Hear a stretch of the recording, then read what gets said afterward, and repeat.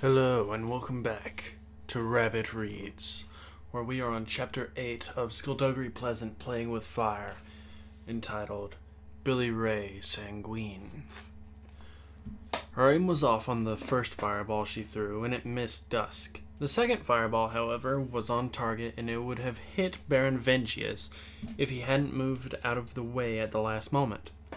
He was fast, maybe even faster than Skulduggery. "Kane," he snarled. "Run!" China shouted, and Valkyrie obeyed. She was out in the corridor before she glanced back, just in time to see China wave her hand. The door slammed shut, sealing the men in the apartment. Valkyrie got to the stairs, heading down, when something grabbed her ankle, and she nearly fell. She kept going, looking back in time to see a hand disappear back into the steps. She reached the second floor, banged off the wall, and kept going down. The wall below her cracked and crumbled, and the man in the sunglasses lunged out. Valkyrie gripped the banister and jumped, using her momentum to lend force to the kick. Her boot slammed into his chest, and he hit the wall hard and bounced off. At the first floor, she almost tripped over herself, the man right behind her. She jumped the last few steps and ran out onto the street. Cars were passing and people were walking. Too many innocent people that could be caught up in a battle they weren't ready for. She sprinted into the alley beside the tenement building. It was narrow and cut off from the sun. The other side led out onto a quieter road. The man in sunglasses was behind her, closing the gap between them to an arm's length. She barely kept out of reach. Valkyrie dropped and the man's legs crashed into her, and he went flying over, losing his sunglasses in the process. He hit the ground and sprawled, and when he snapped his head to her, she saw that he had two small black holes where his eyes should have been. She spun, ran back the way she had come, and glanced over her shoulder in time to see the man sink into the ground, straight down, like he was an invisible elevator. With 5 paces left to the street, the ground in front of her exploded, and a man surged upwards. She fell back, trying to wipe her eyes clear of gravel and dirt. "I don't see why all the fuss is about," the man said. He was American and spoke with a strong, deep southern drawl. Oh, I got the voice right. "You're just a little girl." Valkyrie clicked her fingers, but he smacked her hand down before she could conjure a flame, then grabbed her. She felt something cold and sharp on her throat. "Don't try that again," the man said. He held a straight razor with a wooden handle, and as her vision cleared, she saw the initials BRS engraved on it. She raised her eyes. Up ahead, parked at the side of the quiet street, was a black motorbike. Tanith's black motorbike. An old woman with a lined face and bad teeth stepped into the alley.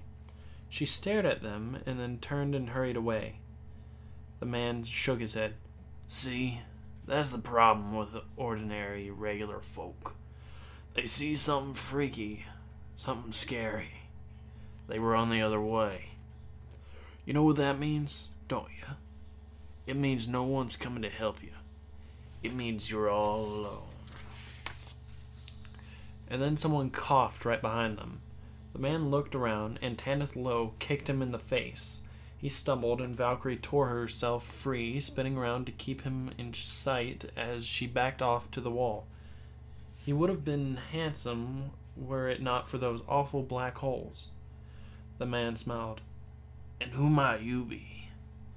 "You first," Tanith said. The man chuckled. "Very well. Billy Ray Sanguine, master of all manner of unpleasant deaths, and purveyor of cruel and unusual punishment, at your service." "You're a hitman?" "Not merely a hitman, darling. I'm a hitman deluxe.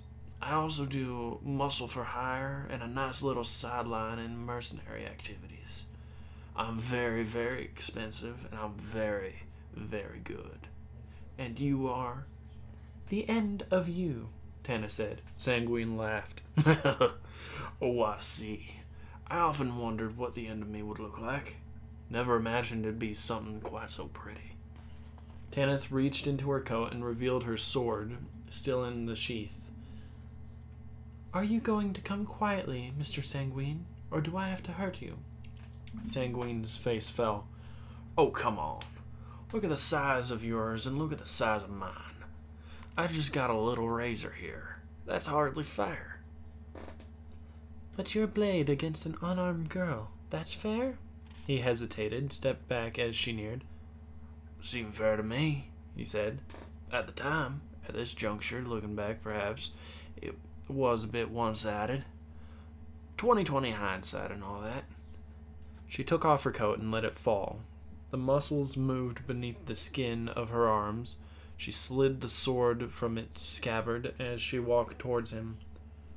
Oh, he said, getting interesting now. Tanith lunged and Sanguine ducked, the sword whistling over his head.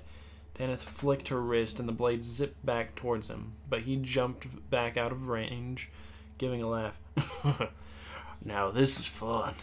Two grown people getting to know each other over an old-fashioned way. Romance is in the air. You're not my type. You don't know what your type is, darling. I know you're not it, Mr. Sanguine. I've got some shackles with your name on them. Shackles can't hold me, pretty lady. I'm immune to just about every binding spell. I reckon you ever heard of... I'm immune to every binding spell I reckon you ever heard of. And a few more you haven't. That's what makes me special. That and your psychopathic tendencies. Oh, those don't make me special. They just make me fun. This time it was Sanguine who moved first, feinting right to draw the sword away, then skipping in, the razor slicing up through the air. Tanith lifted her elbow, hitting his forearm and making him miss. Then she kicked out at his knee and slashed backwards with the sword. Sanguine had to dive out of the way. He rolled awkwardly and came up, rubbing his knee. That hurt, he said with a smile. I can make this easy on you. You gonna give me that sword of yours? No, but if you tell me what Baron Vengeous is planning, I'll let you walk away from this, he frowned. But I drove here. This is a one-time offer, Mr. Sanguine. And very considerate it is, too. Unfortunately, I am a professional. I got paid to do a job, and I intend to do it. I have a reputation to protect, after all. So, how about this? You stand very still and allow me to kill you, and then I take the girl here, and we go about our merry business. That sound good? Afraid not. Darn. Oh well, back to basics, I guess. He smiled again and stood with his feet together.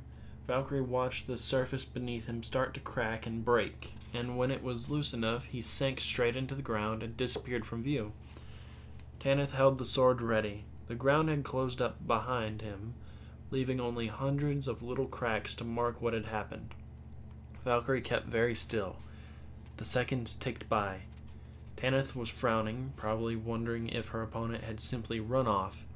She glanced at Valkyrie, about to speak, then the wall behind her crumbled and Billy Ray Sanguine dived at her.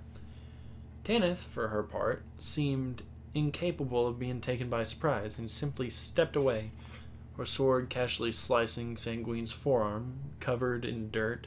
He howled in pain and the razor fell to the ground. He danced back, trying to stem the flow of blood. Valkyrie looked at the ground beside her feet. Don't you dare, Sanguine warned, glaring at her with those black holes, but she paid no heed. She stooped and picked up the straight razor, and this infuriated him even further. What is with you women? He yelled, kicking at the air. You come into our lives, you take everything. Throughout the years, you got little pieces of me, of my very soul. And now you got my damn straight razor. How am I supposed to kill people? How am I supposed to even shave? Behind Sanguine, Baron Vengeous strode in off the street and stood in the mouth of the alley. Valkyrie tensed. Get it done? Vengeous called out angrily. Yes, sir, Sanguine responded, then lowered his voice. See that? You're getting me in trouble with the boss. You better hand over the girl right this second. A side door opened, a door Valkyrie had never noticed before. Sorry, China said as she stepped out. that's not about to happen. She had a fresh cut along her forehead, but was otherwise unharmed. A black jeep pulled up beside Vengeous, and Dusk got out. Valkyrie saw something high above, a figure on the rooftops. For a moment she thought it was another of Vengeous's bad guys, and then the figure stepped off and dropped, and Mr. Bliss landed beside them. He straightened up. Valkyrie saw the Baron scowl. Sanguine, he called. There are too many of them. We're leaving. Be right with you, Baron. But Vengeous wasn't waiting. He got in the jeep, and Dusk got back behind the wheel, and they drove off. Suddenly alone, Sanguine stopped glowering. He looked at his adversaries and licked his lips.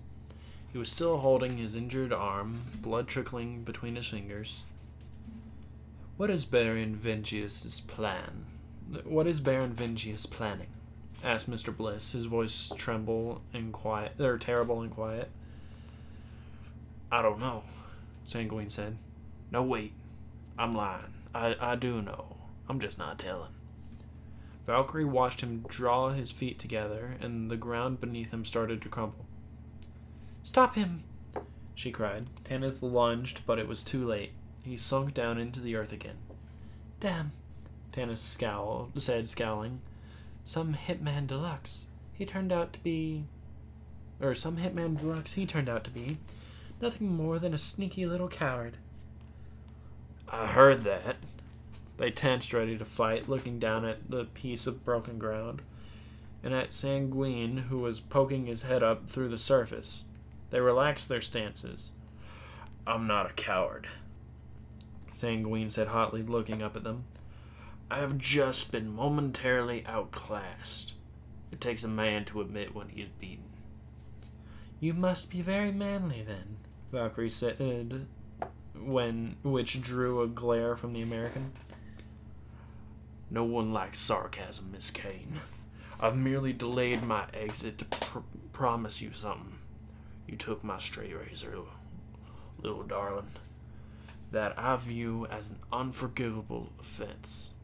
So when the time comes, when you have served your purpose, I swear to you, I'm gonna kill you for free. And with that, Billy Ray Sanguine disappeared into the ground. Then he popped his head back up. Or at least half price. And he was gone again. And that is the end of Chapter 8 of Skulduggery Pleasant Playing with Fire. I am surprised I got Billy Ray Sanguine's voice right before I even read. He had a deep southern drawl. Mainly just because of the name Billy Ray. I thought he should have like a McCree voice. But it's interesting. He said he was a mercenary for hire, which we can obviously deduce that Vengeous hired him. But he said Valkyrie had a purpose, and that he was hired to take Valkyrie. To what purpose? I have no idea. But hopefully within the next chapter, we'll find out a little bit more about Vengeous, Dusk, and Billy Ray. I don't really know what to make of the characters, but they serve as good villains. So I'm going to leave this one here. So thank you guys so much for watching this one. If you liked it, you know what to do. Keep things crazy, and I'll see you guys in the next one.